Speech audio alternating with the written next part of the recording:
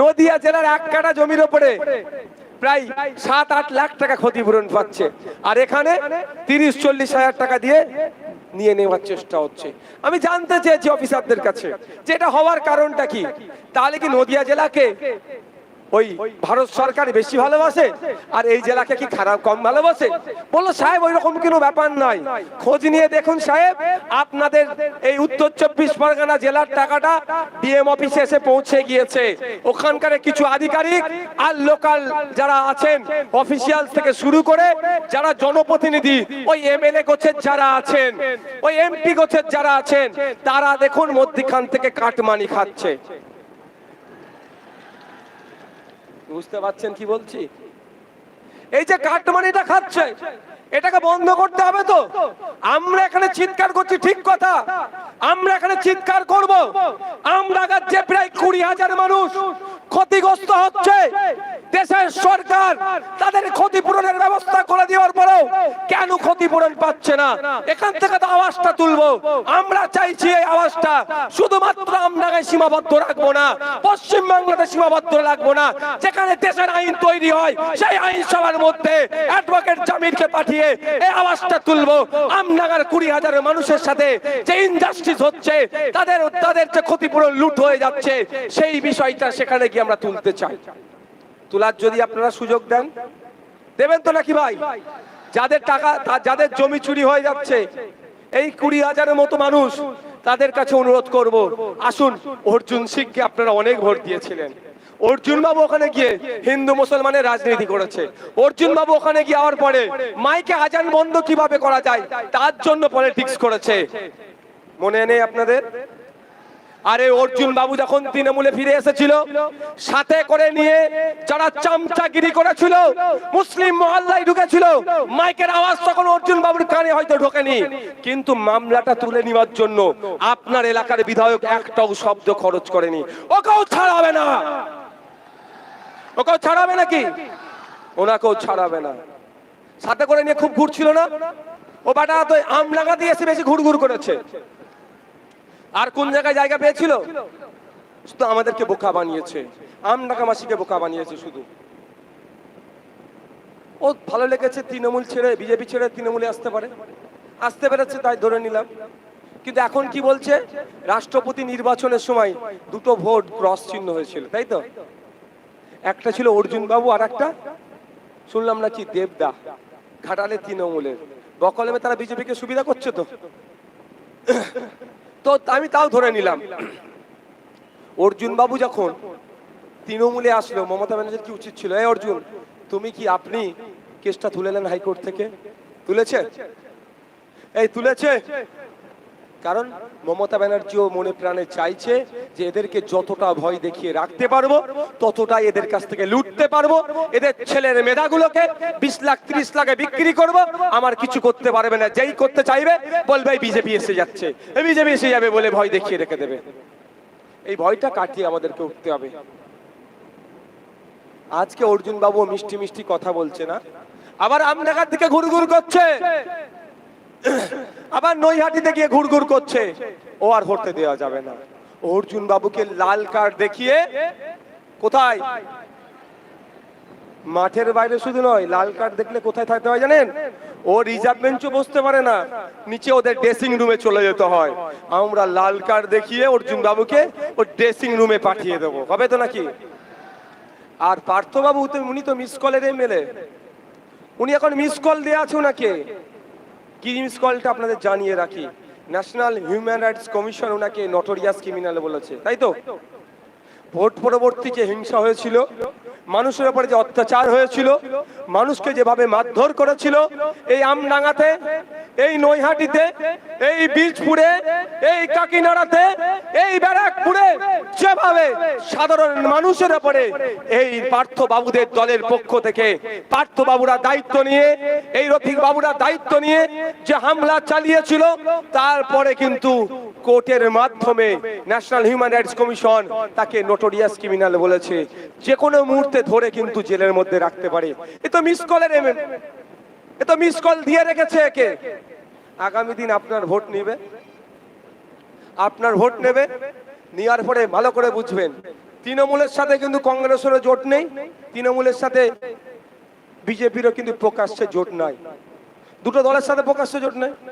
এখন দুটো সরকারের মধ্যে কোন একটা সরকার ক্ষমতায় আসার সম্ভাবনা প্রবল।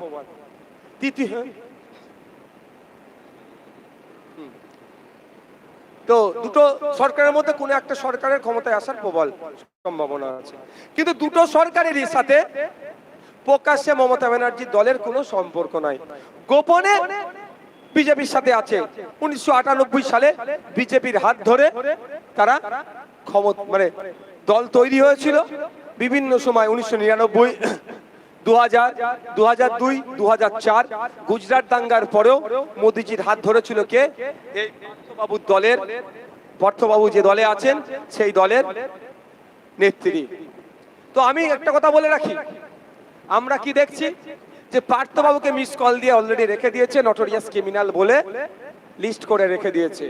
ভোটের পরে যদি বিজেপির কিছু সিটের প্রয়োজন হয়, পশ্চিমবাংলা থেকে যারা এক পা এগিয়ে আছে যাওয়ার জন্য, সেই লিস্টে মিস কল দিয়া এমপি যদি ইনি হয়ে যান, এই মিস কল দিয়া লোকগুলো আগে যাবে। তাই আমরা কি আমাদের মূল্যবান ভোটগুলো এই মিস কল দিয়া লোককে দেবো? এই দেবো, কারণ আমার জেনে বুঝে আমাদের হাত কাটা হবে। যেভাবে অর্জুন সিংকে কোনোভাবেই দেব না, যে অর্জুন সিং মাঝে মধ্যেই বিভাজনের রাজনীতি করে হিন্দু মুসলমানকে লড়িয়ে দিয়ে গদিতে টিকে থাকতে চায়, সেই অর্জুন সিংকে মুসলমান হিন্দু নির্বিশেষে আমরা ভোটের মাধ্যমে তার আওকাতটাকে আমরা বুঝিয়ে দেব। উনি তো দল চেঞ্জ করবেন, দলে আসবেন, দল চেঞ্জ করবেন, দলে আসবেন। উনার হয়ে যারা এতদিন মারামারি হানাহানিতে জড়িয়ে পড়লো বা উনার জন্য যারা ক্ষতিগ্রস্ত হলো, তাদের অবস্থা কি হবে? তাই বলবো, ঐক্যবদ্ধ হন। কে হিন্দু, কে মুসলমান, কে জৈন, কে খ্রিস্টান, আমাদের দেখার দরকার নাই। আমাদের মূল্যবান ভোট অর্জুন সিং এর বিপক্ষে আমরা দেব এবং খামচিহ্নের পক্ষে দেব।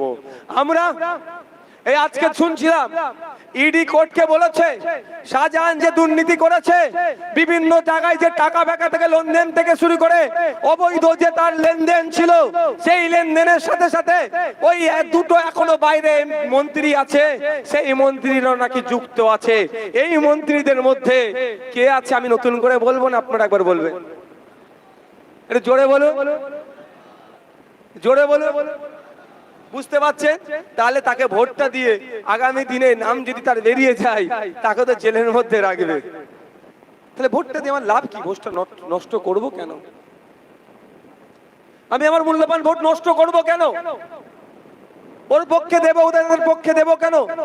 ভরসার আশার প্রতীক, লড়াইয়ের প্রতীক, শ্রমজীবী মানুষের সাথে থাকার প্রতীক ইন্ডিয়ান সেকুলার ফ্রন্টের খাম চিহ্নতে দিয়ে আগামী মে মাসের 20 তারিখে সকাল সকাল খাম চিহ্নে ভোট দিয়ে পার্লামেন্টে পাঠাবো।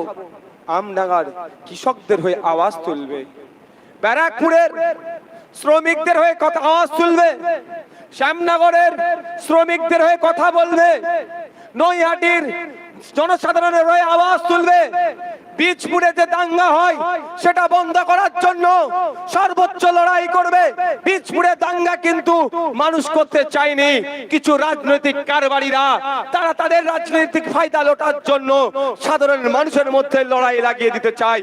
সেটা বন্ধ করার জন্য বলিষ্ঠ কণ্ঠে জামির ভাই পার্লামেন্টে গিয়ে সে লড়াই করবে। রাজি আছেন তো নাকি ভাই? তার হাতকে শক্ত করতে হবে তো নাকি ভাই? তার হাতকে শক্ত করতে গেলে কি করতে হবে? এই দেখুন আইএসএফ দেখতে পাচ্ছেন, খাম চিহ্নে ভোট দিয়ে পার্লামেন্টে পাঠাতে হবে। আজকে সুপ্রিম কোর্টে একটা শুনানি চলছিল, আপনারা জানেন 26,000 যে চাকরি বাতিল হয়েছে, সেই মর্মে কলকাতা হাইকোর্টের দেবাংশু বসাক কি সাব্বার রাশিদি সাহেবের বেঞ্চ অর্ডার দিয়েছে চাকরি বাতিলের সাথে সাথে 12% সুদ সমেত 4 সপ্তাহের মধ্যে ফেরত দিতে হবে। এবং আরেকটা ভয়ঙ্কর, অবশ্যই ভয়ঙ্কর তৃণমূলের জন্য, ভয়ঙ্কর মমতা ব্যানার্জির জন্য, ভয়ঙ্কর এই রফিকুল সাহেবের জন্য, ভয়ঙ্কর পার্থবাবুদের জন্য একটা অর্ডার দিয়েছে কি, সিবিআই চাইলে এদেরকে এই যাদের নাম বললাম, এদের কাদের মধ্যে ইচ্ছে হলে কাউকেও তদন্ত করার স্বার্থে ডাকতে পারে। ভয় পেয়ে গিয়েছে। কল্যাণ বাবু বলছিলেন, কল্যাণ বাবু অনেক, এই বাবু কে এটা, কে দেখো তো একটু, বসতে বলো, বসতে বলো, একটা চেয়ার দিয়ে বসিয়ে দাও, একটা চেয়ার দিয়ে বসিয়ে দাও, বসো বাবু বসো, কারণ এসে পায় হচ্ছে মানুষের। কল্যাণ বাবু বলেছিলেন, খুব ডায়লগবাজি করছেন, আর একজন প্রাক্তন বিচারপতির বক্তব্য শুনলাম যে ওই কল্যাণ বাবু কোন কলেজ থেকে ল পাস করেছে সার্টিফিকেটটা একটু দেখাতো।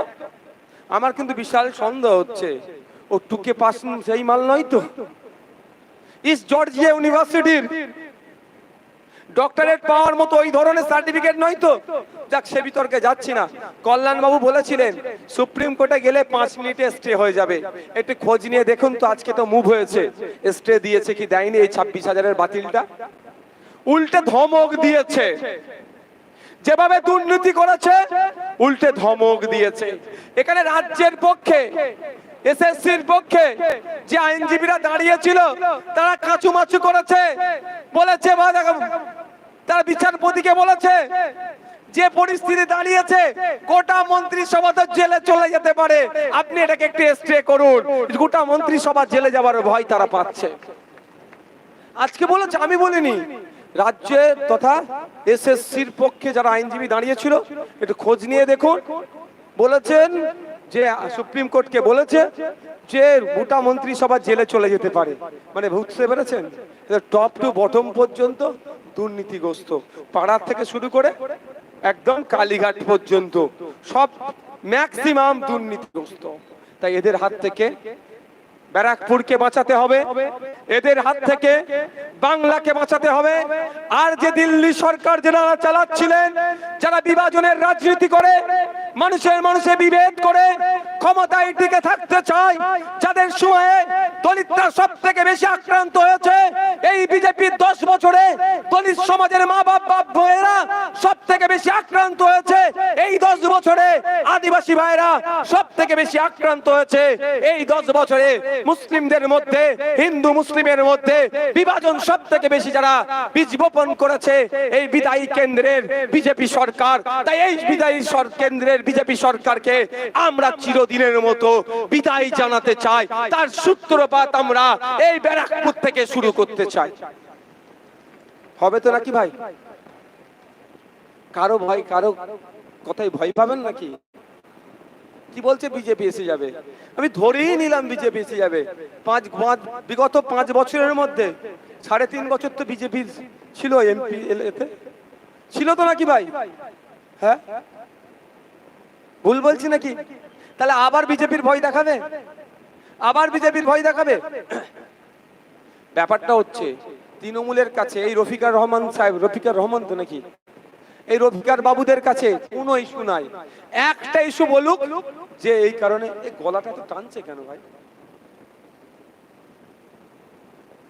গলাটা খুব টেনে নিচ্ছে তো,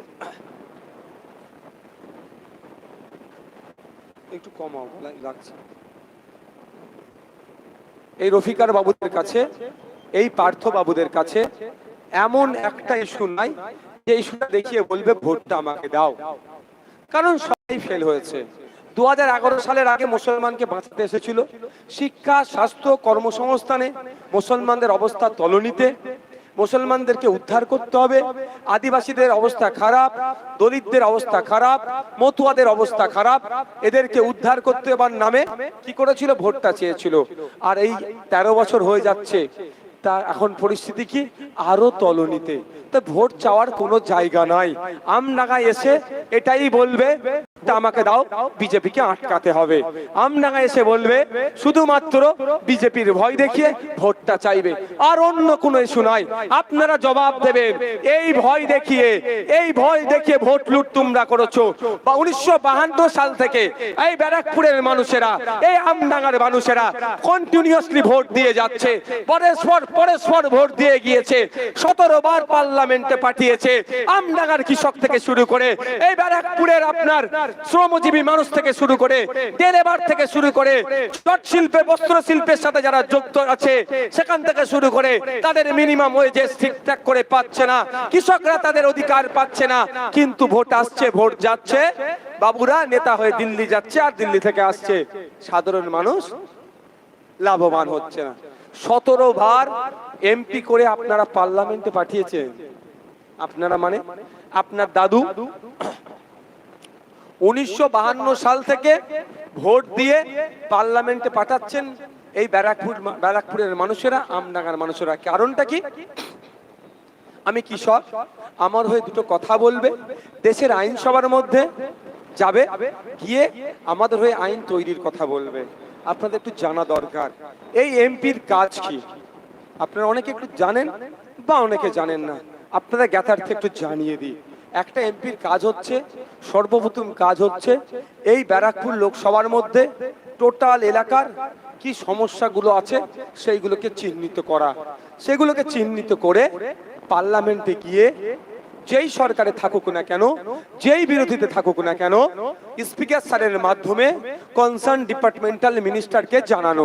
যেমন আগামী দিনে পার্লামেন্টে গিয়ে সর্বপ্রথম জামির ভাইয়ের কাজ কি হবে, এই আমডাঙ্গার 20,000 মানুষের যে জমি লুট হয়ে যাচ্ছে, তারা ক্ষতিপূরণ পাচ্ছে না, ওখানে যিনি কেন্দ্রীয় সড়ক মন্ত্রী আছেন, পরিবহন মন্ত্রী আছেন, তার কাছে যে হবেন, তার কাছে বলা যে পশ্চিম বাংলা এই আমডাঙ্গার তার ব্যারাকপুর লোকসভার মধ্যে এই ন্যাশনাল হাইওয়ে যে এক্সটেনশন হচ্ছে, যার ক্ষতিপূরণ দেওয়ার কথা, ঠিক করে ক্ষতিপূরণ পাচ্ছে না, আপনার দপ্তর আপনি সেটা ইনকোয়ারি করে যাতে ক্ষতিপূরণ ঠিক করে পৌঁছানো যায় তার ব্যবস্থা করুন। তারপরে কি হবে? মন্ত্রীর কাজ হবে এটা শুনে তার ডিপার্টমেন্টাল অফিসারের মাধ্যমে, যদি ডিএম এখানকার ডিএম টাকা খেয়ে থাকে, এসডিও টাকা খেয়ে থাকে, বিডিও টাকা খেয়ে থাকে, এমএলএ টাকা খেয়ে থাকে, পঞ্চায়েতের প্রধান টাকা খেয়ে থাকে, এটা তদন্ত করবে এবং সব কাটার ঘাড় ধরে জেলের ভাত খাওয়াবে। পশ্চিমবাংলার প্রেসিডেন্সি জেল, না হলে তিহার জেলে তুলে নিয়ে গিয়ে অনুব্রতর মতো ভাত খাওয়াবে। আর সাথে সাথে কি করবে? যাদের জমিগুলো এই হাইওয়ের জন্য পড়ছে, তারা যাতে 2013 অ্যামেন্ডমেন্ট অনুযায়ী ন্যাশনাল হাইওয়ে এক্সটেনশনের জন্য যে ক্ষতিপূরণ পায়, সেই ক্ষতিপূরণের চেক হাসি হাসি মুখে এই ভাইয়েরা নিয়ে বাড়ি ফিরবে। এটা হচ্ছে জামির ভাইয়ের কাজ থাকবে। জামির ভাইকে যদি আপনারা পার্লামেন্টে পাঠান, জামির ভাই পার্লামেন্টে গিয়ে আপনি কৃষক, আপনার মাসিক গড়াই কেন 7,000 টাকার নিচে, তার আওয়াজ তুলবে।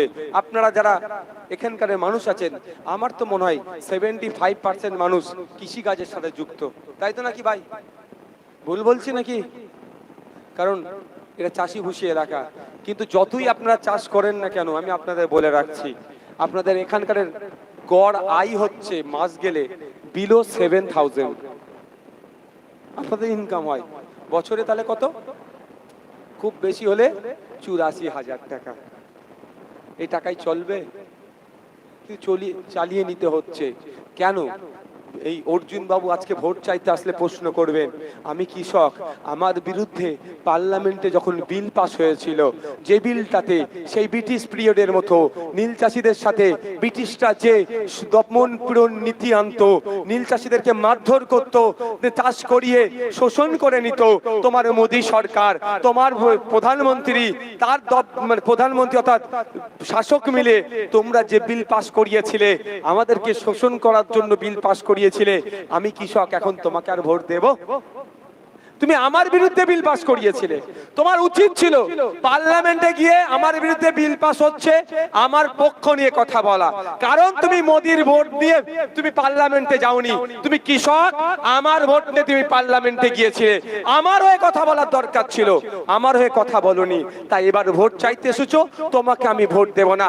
রাজ্যের আইনসভার মধ্যে সংযুক্ত মোর্চার এক বিধায়ক নওশাদ সিদ্দিকী, আইএসএফ এর এক বিধায়ক নওশাদ সিদ্দিকী, আমরা কৃষক, আমাদের হয়ে কথা বলছে, আমাদের হয়ে লড়াই করছে। এই লড়াইটা রাজ্যের আইনসভার মধ্যে সীমাবদ্ধ রাখতে চাইছি না। আমরা কৃষক, এই লড়াইটা রাজ্যের আইনসভার মধ্যে যেমন হচ্ছে, দেশের আইনসভার মধ্যেও ঢুকাতে হবে। সেই জন্য জামির ভাইকে আমরা আগামী মে মাসের 20 তারিখে খাম চিহ্নে ভোট দিয়ে তাকে পার্লামেন্টের মধ্যে পাঠাবো। আমি লড়াই কৃষকের জন্য রাজ্যের আইনসভায় করছি। এই লড়াইটা আমাদেরকে দেশের আইনসভায় পৌঁছাতে হবে। পৌঁছাতে গেলে কি করতে হবে? আপনার প্রতিনিধি পাঠাতে হবে। হয়তো এরপরে এখানেই হয়তো মমতা ব্যানার্জি আসতে পারে, অভিষেক ব্যানার্জি আসতে পারে, মিষ্টি মিষ্টি কথা বলতে পারে, পার্থবাবু আসবে। আপনারা যদি পারেন শালীনতা বজায় রেখে যদি জবাব দিতে পারেন ভালো, না হলে আপনাদেরকে একটু জানিয়ে রাখি, যখন 3টে বিল নিয়ে এসেছিল কেন্দ্র সরকার, কৃষকদের স্বার্থে আঘাত লাগছিল, কৃষকদেরকে শোষণ করার চিন্তা ভাবনা করছিল, কৃষকদেরকে আবার কর্পোরেটদের হাতে, পুঁজিপতিদের হাতে তুলে দেওয়ার চেষ্টা করছিল, তখন সারা দেশের কৃষকরা এই বিলের বিরোধিতা করেছিল। পশ্চিম বাংলার কৃষকরাও এই বিলের বিরোধিতা করেছিল। বিভিন্ন রাজনৈতিক দলের পক্ষ থেকে এই বিলের বিরোধিতা করেছিল। ইন্ডিয়ান সেকুলার ফ্রন্ট এই বিলের বিরোধিতা করেছিল। কৃষকদের ডাকা ভারত বন্ধকে সারা দেশে যেমন সংহতি জানিয়েছিল, সমর্থন জানিয়েছিল বিভিন্ন রাজনৈতিক দলেরা, আমরাও কৃষকদের ডাকা ভারত বন্ধকে সংহতি জানিয়ে কৃষকদের স্বার্থে ভারত বন্ধকে সফল করতে, ভারত সরকারকে চাপে ফেলতে, যাতে এই বিলগুলো প্রত্যাহার করে নেয়, আমরাও রাস্তায় নেমেছিলাম। যখন আমরা রাস্তায় নেমেছিলাম, এই পার্থবাবুর দলের কিছু গুন্ডা মস্তান আমাদের উপরে, কৃষকদের উপরে আক্রমণ করে আমাদের বন্ধকে সফল হতে দেয়নি। তাই পার্থবাবুরা আগামী দিনে ভোট চাইতে এলে সর্বপ্রথম কৃষকরা বলবেন, ওই দিনকে আপনাদেরকে আমাদের পাশে পাওয়া যায়নি, ইন্ডিয়ান সেকুলার ফ্রন্ট কৃষকদের পাশে দাঁড়িয়েছিল। ভোটটাও কিন্তু ইন্ডিয়ান সেকুলার ফ্রন্টের পক্ষে যাবে, কোন জোড়া ফুলের পক্ষে যাবে না। অপরন্ত জোড়া ফুল আমাদের উপরে আক্রমণ চালিয়েছিল। কৃষক ভাইরা হবে তো নাকি? আমি তো একটা জিনিস ভেবে পাই না, আমাদের আন্দোলনটা ছিল অর্জুন সিং এর বর্তমান দলের বিরুদ্ধে, অর্থাৎ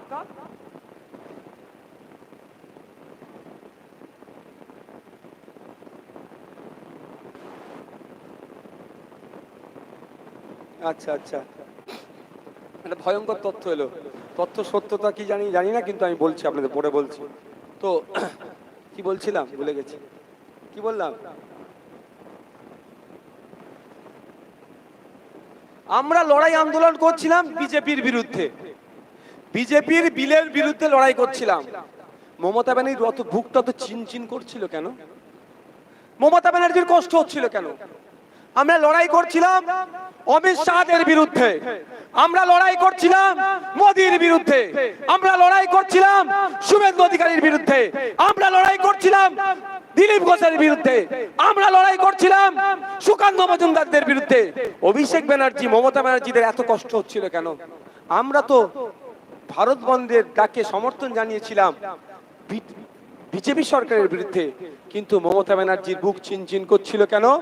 হয়তো এই বার্তাটা দাদা উপর থেকে দিয়েছিল, যদি পশ্চিম বাংলায় বন্ধ সফল হয় তাহলে তোমার ভাইপো গ্যারেজ হয়ে যাবে, এটা হতে পারে। সেই জন্য ওই রফিকার রহমান সাহেবেরা, পার্থবাবুরা তাদের গুন্ডা মস্তানকে লাগিয়ে আমাদেরকে বন্ধ সফল হতে দেয়নি। তাই আমরা কৃষকরা আমাদের বন্ধকে যিনারা সফল হতে দেয়নি, তারা কি একটাও ভোট পাবে ভাই? এই পাবে? এখানে একটা তথ্য এলো, একটা গোপন চিঠি আমাদের এলাকার যিনি বিধায়ক, তিনি নাকি অভিষেক বাবু মমতা ব্যানার্জির কাছে চিঠি লিখে পাঠিয়েছিলেন, অর্জুন বাবুর সুপারিশ পাঠিয়েছিলেন, যদি অর্জুন বাবুকে ব্যারাকপুর থেকে কন্টেস্ট করতে দেওয়া হয় তৃণমূলের পক্ষে, নাকি এখান থেকে 60,000-এর উপর আশেপাশে লিড পাবে। বুঝতে পেরেছেন? তাহলে বিজেপির কত বড় এজেন্ট আপনার ঘরে বসে আছে। খারাপ লাগছে নাকি? এ তো বড় এজেন্ট বিজেপি। আমি তো একটা কথা বলি, 2019 সালের আগে বিজেপিকে আটকাতে হবে, বিজেপিকে আটকাতে হবে বলে রাজ্যে বিজেপিকে নিয়ে আসলো। 2021-এ বিজেপিকে আটকাতে হবে, বিজেপিকে আটকাতে হবে বলে আপনার পাড়াতে বিজেপিকে নিয়ে আসলো।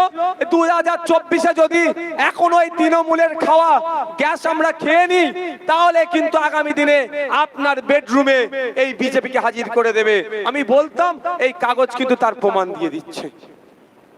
আপনার ঘরে তো বিজেপি ঢুকে বসে আছে, বকলমে বিজেপির এজেন্ট যে আজান বন্ধের জন্য মামলা করেছিল, তার হয়ে সুপারিশ গাইছে, তাকে নাকি 60,000 ভোটে লিড করাবে। ভোট চুরি করে লিড করালে আলাদা জিনিস, মানুষ যদি শান্তিপূর্ণভাবে ভোট দেয়, অর্জুন বাবু কেন, পার্থ বাবু এখান থেকে 60,000 মাইনাস খাবে, কি ভাই হবে তো নাকি? হ্যাঁ, 21-এর নির্বাচনে গণনায় কি হচ্ছে আমরা জানি। আমরা রাজনীতিতে তখন একটু কাঁচা ছিলাম, এখনো খুব পাকা বলছি না।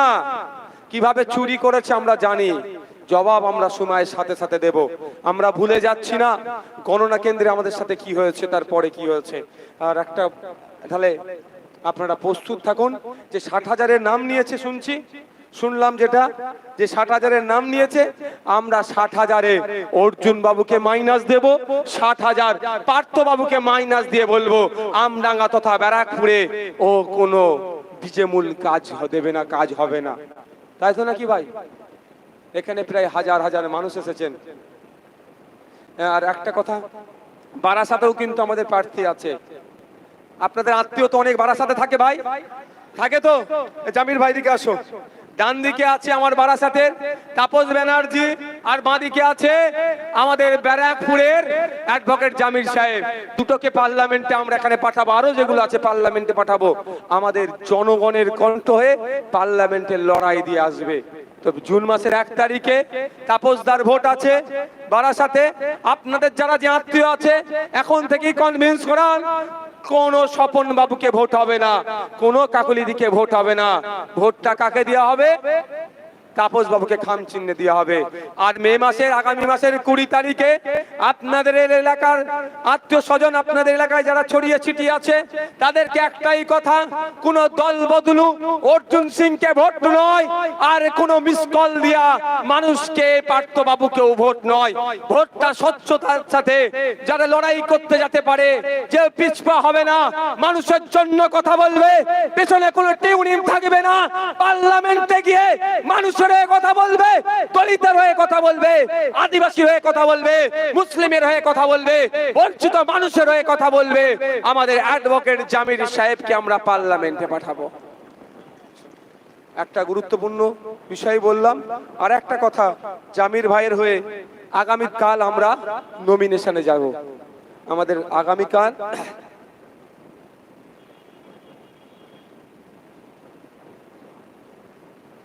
আচ্ছা সন্দেশকালী, আপনাদের বলি আগামীকাল সকাল 9:30 মধ্যে আপনারা যারা, আমি অনুরোধ করব সর্বোচ্চ জমায়েত করবেন। আগামীকালই আমাদের নমিনেশন আছে অ্যাডভোকেট জামির সাহেবের পক্ষে। আমরা বারাসাত ডিএম অফিসে আমরা জামির ভাইকে সাথে নিয়ে আওয়াল সিদ্ধি মোড় থেকে আমরা দলবদ্ধভাবে শৃঙ্খলাবদ্ধ হয়ে আমরা নমিনেশন জমা করতে যাব। তাই যারা যেতে চাইছেন, জামির ভাই থাকবেন, আমাদের তাপসদা থাকবেন, আমাদের রাকেশ থাকবেন, আমাদের জুলফিকার থাকবে, সাদ্দাম থাকবে, আরো যে সমস্ত নেতৃত্বরা আছে, উঠে দাঁড়াও তো, এই সমস্ত নেতৃত্বরা আছে। সর্বোপরি আপনারা যারা ছটে বসে আছেন, ধুলোতে বসে আছেন, আপনারাও তো দলের এক একটা বড় বড় সৈনিক, আপনিও দলের মেম্বার, অনেকে আমিও দলের মেম্বার। আপনারা যতটা গুরুত্ব, আমারও ততটা গুরুত্ব। শুধু পদটা আমাকে দিয়ে রেখেছে, কালকে আমাকে পদ নাও নিতে রাখতে পারে, কালকে আমার পরিবর্তে কাউকে দল চাইলে দিতে পারে, কিন্তু আমরা সবাই সক্রিয় কর্মী দলের। তাই আমরা সক্রিয় কর্মীরা মিলে আমরা আগামীকাল 10টার মধ্যে, 9:30 থেকে 10টার মধ্যে আওয়াল সিদ্ধি মোড়ে জমায়েত হব। ওখান থেকে আমরা ঐক্যবদ্ধ হয়ে জামির দার নমিনেশন করাবো এবং নমিনেশনই বার্তা দিয়ে দেবো। জামির দা ব্যারাকপুর থেকে জেতা সার্টিফিকেট নিয়ে পার্লামেন্টে যাবে। ভাই একটা গুরুত্বপূর্ণ দিল, এটা কি কলেজ তো নাকি? হ্যাঁ, আগামী দিনে এখান থেকে দেখবেন ভুয়ো টিচার বার হবে, বুঝতে পারছেন না? মহল্লার মসজিদ, এই স্কুল থেকে একটা না কটা গিয়েছে, একটা গিয়েছে। কলেজ থেকেও দেখবেন আগামী দিনে করতে হবে। নেতার ছেলে, নেতার জামাই, নেতার বৌমা, নেতার ভাই সব কিন্তু ধরা হবে, ছাড়া হবে না। আর একটা কথা আপনাদের বলে রাখি, যদি আপনারা আমাদের প্রার্থীকে জিতে পার্লামেন্টে পাঠান, তাহলে ভোট যেমন আপনাদের দাঁড়ে দাঁড়ে এসে আমরা চাইছি, 5 বছর ধরে এই এমপি দুয়ারে এমপি প্রকল্প আমরা চালাবো। যেভাবে 5 বছর ভোটটা চাইছি আপনাদের দাঁড়ে দাঁড়িয়ে এসে এমপি পরিষেবা আপনাদের দাঁড়ে দাঁড়িয়ে যাবে, এগিয়ে আসবে। এমপি সার্টিফিকেটের জন্য, এমএলএ সার্টিফিকেটের জন্য এখন এমএলএ দরবার হতে হয়, 500,000 টাকা না দিলে কোনো সার্টিফিকেট পাওয়া যায় না। এই ধরনের অনেক অভিযোগ আছে। আপনাদের বলে রাখি, আপনারা আমাদেরকে সুযোগ দিলে, আমাদের পক্ষ থেকে এমপি নির্বাচিত হলে এমপি সার্টিফিকেট নেওয়ার জন্য আপনাকে এমপির সাথে শুধু যোগাযোগ করবেন, সরাসরি যোগাযোগ করবেন। এমপি আপনার বাড়িতে আপনার দ্বারে সার্টিফিকেট পৌঁছে দেবে। এমপি প্রকল্প আমরা চালাবো। সকলে শুনে রাখুন। তবে একটা কথা বলছি, ভয় পাওয়ার কোনো জায়গা নাই। শুধুমাত্র বিজেপি এসে যাবে এই ভয় দেখিয়ে আমাদের ভোট লুট করছে, ওই ভয় পাওয়ার কোনো জায়গা নাই। আর আজকের পর থেকে যদি আপনাদেরকে আমি কি ভয় দেখাই, চমকাই, শুধু এইটুকু বলে রাখবেন, এই সন্দেশখালীর শাহজাহান শেখের অবস্থা দেখো। সন্দেশখালীর শাহজাহান শেখ কি মুকুটবিহীন সম্রাট ছিল। এই আমার মায়ের উপর একটা অত্যাচার করেছে, এ বলছিল ছাড়া হবে না, ছাড়বো না একটাকেও। পেনের খোঁচাতে ভাঙড়ের মুকুটবিহীন সম্রাট এককালের ছিল আরাবুল ইসলাম, এখন বলছে গোষ্ঠীদ্বন্দ্ব, এখন অনেক কিছু বলছে বলুক। সর্বকিছু প্রথমে কিন্তু পেনের খোঁচাটা নওশাদ সিদ্দিকীদের ছিল, আইএসএফ এর ছিল। প্রথম জেলের ভাতটা কিন্তু আইএসএফ তাকে এইবারের মতো খাইয়েছে। তো আপনাদের এলাকার যে সমস্ত পঞ্চায়েতের প্রধান, কয়েকদিন আগে তো একটা পঞ্চায়েতের প্রধানকে এর দলের লোকেরাই খুন করলো। সত্যি কষ্ট লেগেছিল, বিশ্বাস করুন। কারো তো পিতা, কারো তো সন্তান, কারো তো স্বামী, খুব কষ্ট লেগেছিল। তো ওই হিংসা আমরা আর হতে দেব না। সাথে সাথে এটাও বলছি, যেমন আমরা হিংসা হতে দেব না, কিন্তু আমাদের কাছে সব নোট ডাউন হচ্ছে। পঞ্চায়েতের উন্নয়নের জন্য 1 বছরে কম করে 5 কোটি আসে, 5 বছরে 5 কোটি আসে, কোন পঞ্চায়েতে 10 কোটি পর্যন্ত আসে। এই টাকাগুলো যারা লুট করছে, লুট করে হাইওয়ের ধারে জমি কিনছে, লরি কিনছে, বারাসাতে ফ্ল্যাট কিনছে, সব কিন্তু আমাদের নোট হচ্ছে। আমরা ক্ষমতায় আসলে কমিশন বসাবো, সমস্ত পঞ্চায়েতের কাগজপত্র বার করব, সমস্ত হিসাব করব। যাদের দেখব হিসাব বহির্ভূত হচ্ছে, তাদের বাড়ি, গাড়ি, জমি, জায়গা, ফ্ল্যাট সমস্তটাই নিলামে আমরা তুলে দেব। নিলামে তুলে দিয়ে যে টাকাটা আসবে, সেই টাকাটা কোষাগারে দিয়ে জনগণের টাকা কোষাগারে ফিরিয়ে আবার জনগণের কাজে আমরা ব্যবহার করব। তাদেরকে বলেন প্রস্তুত থাকতে, তাদেরকে বলবেন ছাড়া 1 ইঞ্চি ছাড়া যাবে না। হ্যাঁ, আমরা মারের বদলা মারের রাজনীতি করি না, খুনের বদলা। কার নিউ টাউনে বাগান বাড়ি আছে, কে দীঘায় হোটেল কিনে রেখেছে, কিছু কিছু কিন্তু তথ্য আমাদের কাছে এসেছে। ও বেনামে কিনে রাখলেও কি হবে, যেখান থেকে রেজিস্ট্রেশন হচ্ছে তারা তো আমাদের ভালোবাসার মানুষ ভাই। যে বিক্রি করছে আর যে কিনছে, সাক্ষীর সইটা যে দিচ্ছে, মনে রাখবে সেই কিন্তু আমাদের ভালোবাসার মানুষ। এদের অত্যাচারের কারণে আসতে পারছে না, সেই ভোটও কিন্তু আমাদের আসবে। তাই আপনাদের বলি, ভয় পাওয়ার কোনো জায়গা নাই, লড়ে নিতে হবে আপনার অধিকার। ব্রিটিশদের পিরিয়ডে যেভাবে অত্যাচার করতো, আমাদের স্বাধীনতা সংগ্রামীরা যদি ভাবতো যে আমরা এদের সাথে পেরে উঠতে পারবো না, এদের সাথে পেরে উঠতে পারবো না, তাহলে কিন্তু আমরা আজ স্বাধীন হতে পারতাম না।